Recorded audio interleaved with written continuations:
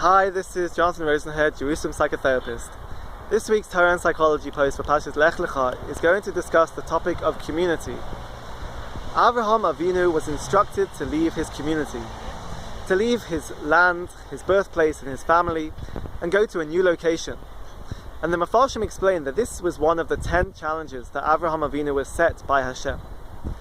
But Rashi explains that Avraham was promised family, fame and fortune in this new location. So does this sound like a challenge?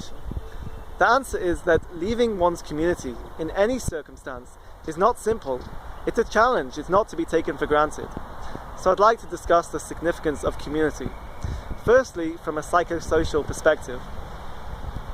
A person doesn't exist in a vacuum. They live within a context, and that context is one's community. A person's family, friends, neighbours, the city and country that they live in, and even humanity in general. This is all the context of one's community, and this has an influence on a person. It affects their innate makeup. And this is important from a psychotherapeutic point of view, because research has shown that a therapist needs to understand the cultural and communal background of the client.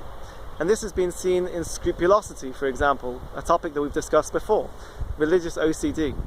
That a therapist needs to understand what is normal cultural practice, what is the norm in this community, to be able to identify if this client has scrupulosity or in fact is displaying normal cultural behavior. And in child abuse, research has shown that there's an element of responsibility on the society to create a child-friendly and child-secure community, to be able to create a safe environment for children to grow up.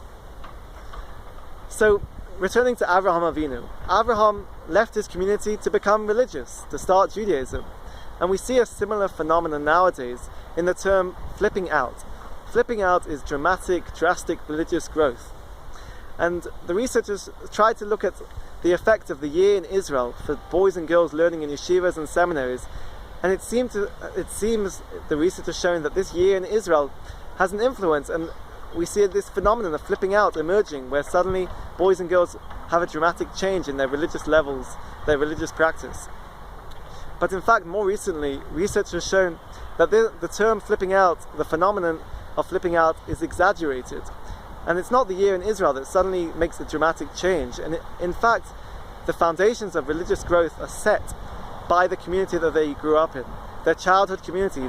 These are the foundations of religious growth. And the year in Israel simply allows it to flourish. And in fact, there isn't a dramatic change from their childhood community, from their childhood values. Have a great Shabbos and keep well.